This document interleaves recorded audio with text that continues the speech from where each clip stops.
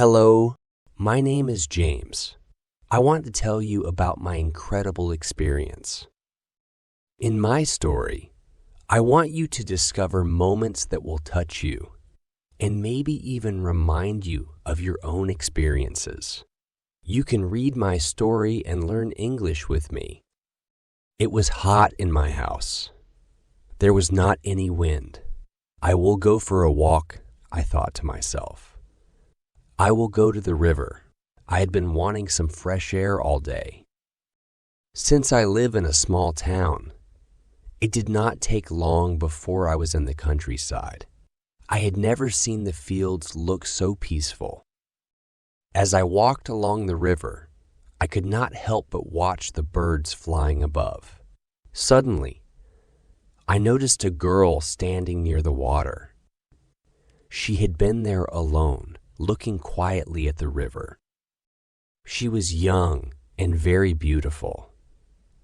She had long, dark hair, and she had chosen a pretty white dress that made her stand out. I decided I would go up to her. "Hello," I said. "What is your name?" "I am Sophia," she replied, smiling warmly at me. Sophia and I talked for what felt like hours. I had never met anyone like her before. The sun went down, and it was almost dark. "I must go home," said Sophia. "Where do you live?" I asked her. "In the big house near the river," Sophia replied. "Where do you live?" "In the little house near the market," I answered. We both laughed, but inside, I felt a little sad. The house near the river was big and important. Sophia was rich, and I was poor. But despite that, I knew one thing for sure. I was in love with her. After that evening, Sophia and I often met near the river. She always wore beautiful clothes and looked lovely. Her presence alone was enough to brighten my day. I thought about Sophia all the time, day and night. One evening, I finally decided to share something special with her. "Listen, Sophia," I said. "I have written a poem about you." I reached into my pocket, pulled out a small piece of paper, and began to read. I met her in the evening by the riverside. Her dress was creamy white, and her hair with ribbon tied. She turned and smiled at me, and I asked her for her name.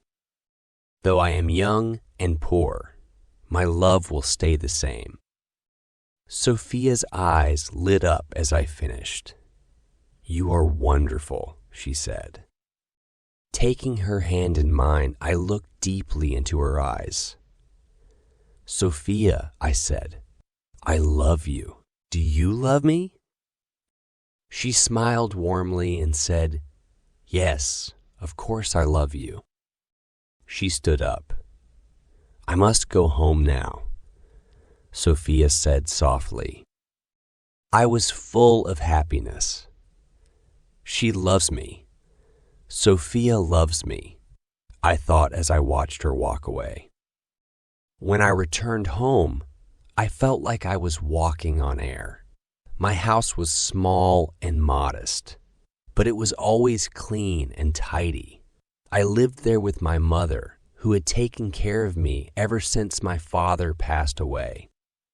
That evening, as I sat at the table, my mother noticed my bright mood. "What's happened?" she asked with a gentle smile. "Why are you so happy?" "It's nothing, Mother," I replied, trying to hide my excitement. But my mother knew better. She smiled. "He's in love," she thought. The next day, Sophia and I met again by the river. This time, she looked sad. I was too excited to notice at first. Taking her hand, I said, "Sophia, I know I am poor now, But one day I will be a famous writer. Will you marry me? Say yes. We will be so happy together. But when I finished speaking, Sophia didn't respond. She looked at me for a long moment, her eyes full of tears. Then, slowly, she shook her head. Before I could say anything, she turned and ran away. Sophia, I called out, my voice filled with desperation. But she didn't stop. I stood there, frozen, watching her disappear into the distance. My heart felt heavy as I walked home, replaying her reaction in my mind. What's wrong? I wondered. I thought to myself, she loves me, doesn't she? When I got home, my mother was waiting for me. She saw the look on my face and sighed silently. Poor boy, she thought. The girl doesn't love him. My mother and I ate our supper in silence. Suddenly, there was a knock on the door. I got up and opened it. A man in a servant's uniform stood there. I'm from the house near the river, the servant said. My mistress would like to see you. That's me, I replied, surprised. Can you come with me now? The servant asked. Yes, of course, I said, feeling a spark of excitement. Maybe Sophia has changed her mind, I thought. Maybe she really does want to marry me. My mother stood at the door and watched as I walked away with the servant. She said to herself, the house near the river. I know those people. A rich old woman and her beautiful daughter. My poor boy. It wasn't far to the house near the river. I followed the servant down a path lined with tall trees. When we arrived, my heart was pounding. The servant led me inside. My eyes widened. The house was more magnificent than I had imagined. Everything looked so luxurious. Thick carpets on the floors, grand paintings on the walls, and sparkling mirrors everywhere. I felt small and out of place in such a rich and grand home. I saw myself in a mirror. I looked terrible. This place was so rich, and I looked so poor. The servant opened a door, and I stepped inside. An old lady was sitting in a big chair. Sophia stood behind her. The old woman was unattractive, with small, cold eyes and a thin, hard mouth. Her old hands were covered in large rings, and she looked both proud and angry. I looked at the old woman, then at Sophia. What an unpleasant old woman, I thought. Is she Sophia's mother? So, you want to marry my daughter? The old woman asked. Her voice was sharp and cutting. I stood tall and said yes. I love Sophia, and I want to marry her. The old woman laughed. You, a poor man with no money, no father, and no standing. My daughter will never marry you. I said nothing and looked at Sophia, but she did not look at me. I may be poor now, I said, but one day I will be a famous writer. The old woman laughed again, a cruel sound. No, she said. My daughter is not for you. She is going to be married soon. You will never see her again. She stood up and left the room, leaving Sophia and me alone. I turned to Sophia, hoping for something, anything, but she refused to meet my eyes. She stood frozen, saying nothing. I stepped closer and gently placed my arm around her, but she moved away. I'm sorry, Sophia said. My mother is right. I can't marry you. I don't want to be poor. I want money, clothes, and a big car. But you love me, Sophia, I said. And I love you. I couldn't understand her. Confusion take my heart. Yes, I love you, Sophia said. But love isn't enough. She looked at me, her face filled with sadness. I'm getting married in 2 weeks, she said softly. Goodbye. I'm sorry. I turned and left the big house, my heart heavy and my steps slow. I ran to the river, the place where everything started. I sat there for what felt like hours. Sophia loves me. I know she does, I thought. But she's marrying someone else. For money. It's her mother. That woman scares her. Oh, Sophia, Sophia, what should I do? The stars began to light up the night sky as I finally made my way home. There was a light in the window of the little house, warm and inviting. The door was open, and my mother was waiting for me. She saw my face and didn't ask any questions. She put her arms around me, holding me close. They are bad people, my son, my mother said. You must forget her. For many days, I didn't see any of my friends. My mother was worried about me. I didn't talk to her, didn't eat, and barely slept. I often went to the river and sat there alone, lost in thought. All the time, I thought about Sophia. One day, while walking through the market, a headline on a newspaper caught my eye. Rich man's beautiful bride. There was a picture of Sophia and her new husband.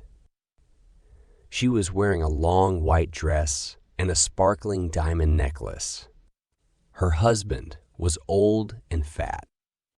I turned the newspaper over angrily without looking at them any longer. As I did, my eyes fell on a large notice on the back page. Write a story and win a prize. I sat down on a nearby bench and read the advertisement carefully. Our story competition offers young writers a chance to gain recognition and earn money. Stories can be on any theme, but must not exceed 1,500 words. Send your entry to this newspaper before the end of the month. First prize, $500, 10 other prizes of $50 each. My heart beat as I read the words again. This is my chance, I said to myself. I will write the story of Sophia and me, and I will win the competition. She will read our story, and she will be sorry, I thought to myself. I was very busy now. Every day, I got up early and worked on my story. My mother watched me with a smile. She was pleased to see me like this again. I was eating properly, talking, and even smiling more often. Sometimes I felt proud of my story. It was good. But other times it felt impossible to write, and I wanted to stop. The memories of Sophia made it hard, but I didn't let myself give up. Finally, after many long days and nights, the story was finished. I read it aloud to my mother. She listened carefully, her eyes shining. It's a beautiful story, my son, she said. It's very good. I wrote the story again neatly, making sure everything was perfect, and sent it to the newspaper. 2 weeks later, a letter arrived from the newspaper.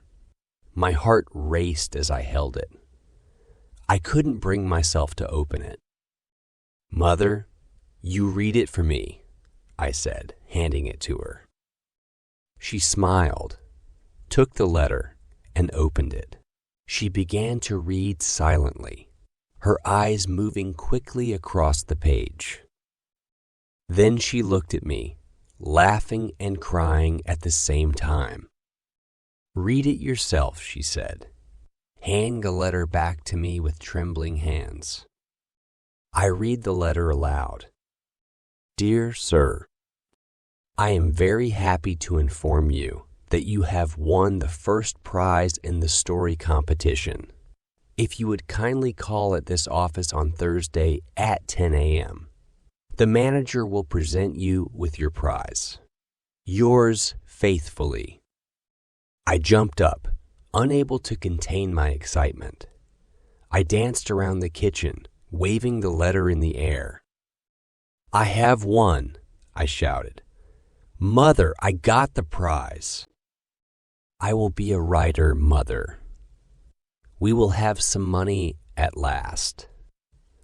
I will buy you a new dress and some new furniture for the house, I said, full of joy. Then I stopped suddenly and looked at her. Will Sophia see my story in the newspaper? I asked. Her smile faded, and she looked at me with a serious expression. Do you still love that girl? She asked quietly. Yes, Mother, I said softly. I will always love her. On Thursday, I went to the newspaper office. The manager greeted me warmly, a big smile on his face. Your story is excellent, he said. Very good indeed. Congratulations. He handed me an envelope. I opened it, and there it was. I stared at the money, hardly able to believe it was real. I thanked the manager and turned to leave.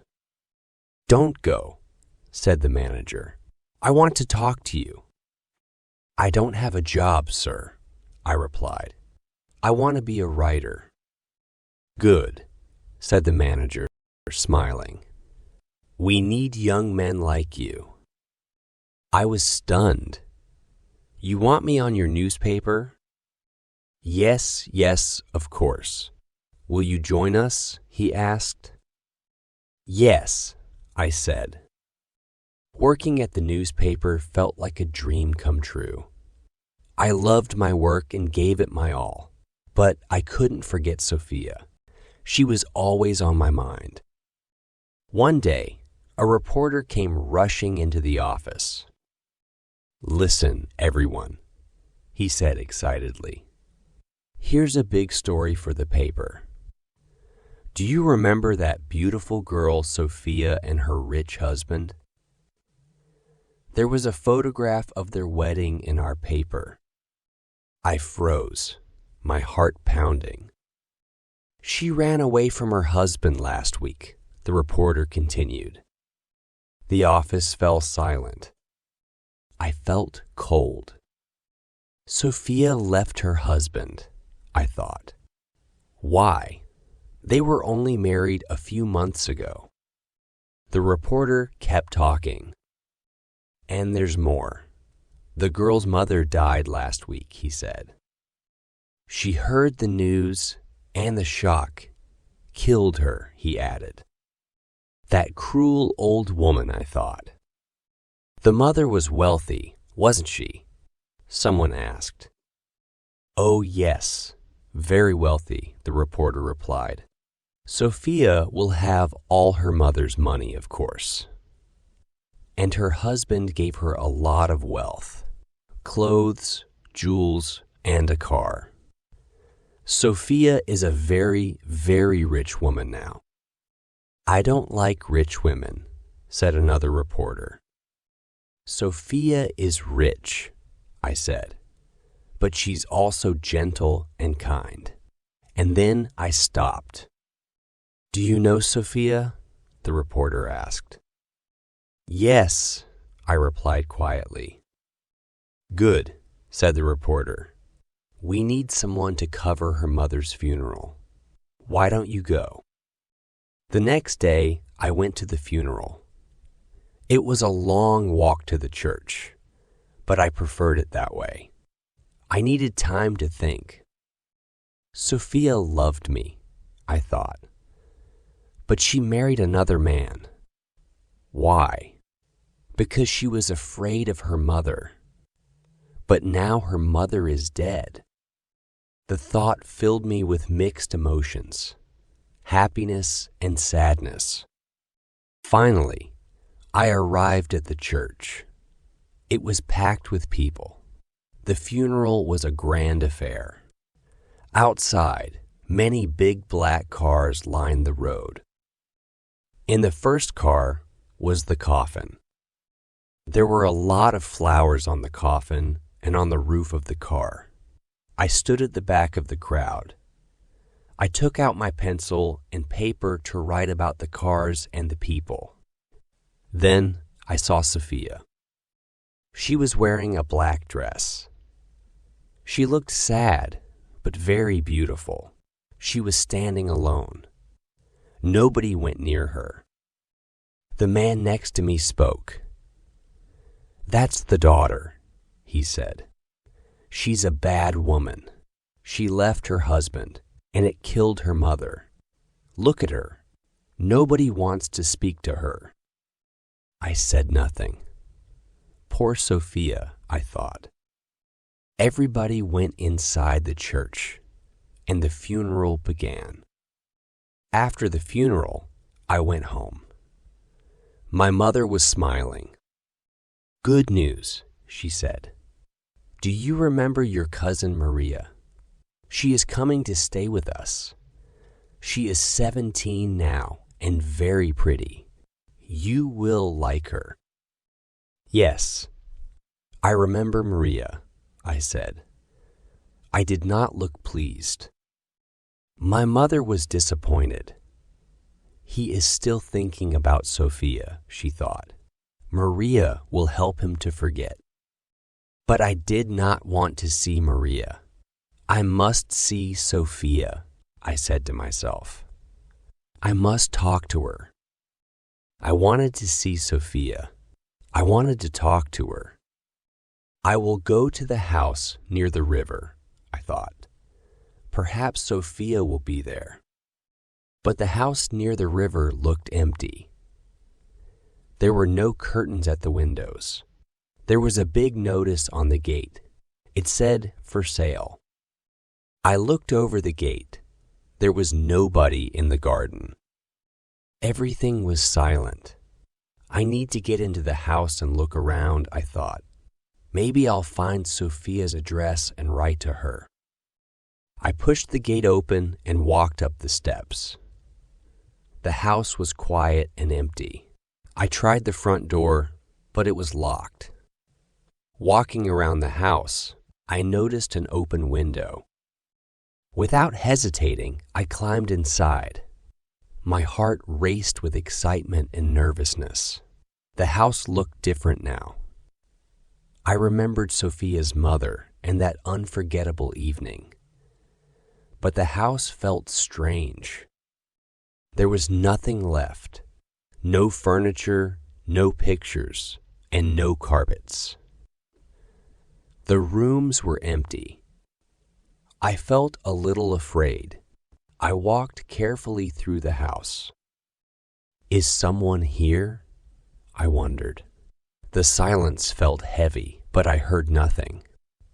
Slowly, I opened the doors and peeked into each room. They were all the same, large, empty, and lifeless. At last, I came to a big room. I stopped. I knew this place. This was where I first met Sophia's mother. I could still picture her hard face, her cold eyes, and those heavy rings on her fingers. But now everything was gone. The room, like the rest of the house, was just empty. Suddenly, I heard footsteps. Someone was in the room. The door opened, and I saw her. "Sophia," I said. "James, she replied. What are you doing here? I was looking for you, I said. Looking for me? Sophia asked, smiling. Why did you marry that man? I asked. My mother was old, Sophia said. I wasn't happy here. I never went to parties, never went out. I wanted money, fun, and friends. I understand, I said slowly. You weren't afraid of your mother. You were tired of her. She was old, and you wanted a new life. But why did you leave your husband? My husband? She asked. That fat old man? He was foolish, James. He gave me money, jewels, a car, everything I wanted. But he didn't like my friends. He liked old people. I like clever young people. I like you. You understand, don't you? She asked. Yes, I said, thinking carefully. I'm glad, Sophia said. I was unhappy about you, James. I admired you. I enjoyed your clever poems. My poems? I asked, pausing. You had feelings for me, didn't you? She asked. Do you still feel the same? You're married, I replied. You have a husband. But I never loved him, she said quickly. I want freedom. I want to go out, have fun. Come with me. I have money now. We can be happy together. No, I said firmly. No, it's over now. She became upset. Her eyes were distant and cold. Her lips pressed tightly together. Her hands were covered with large rings. She reminded me of her mother. I'm sorry, I said. I don't feel that way anymore. I did love you, but things have changed. Goodbye. But you can't leave me, she said. I want you, she said. Go back to your husband, I replied. I gave her one last look, then turned and walked into another room. I was free. I felt like a fool, I thought. She never truly loved me. How blind I was. She's beautiful, but her heart is cold and hard. She's just like her mother. I loved her beauty, but I never truly loved her. It was a peaceful evening. A sense of relief filled me. The door to my house was open. My mother was at home, speaking to a lovely young woman. James, this is your cousin Maria, she said. Hello, Maria, I said, smiling. Thank you for watching. Like, share, subscribe for more videos.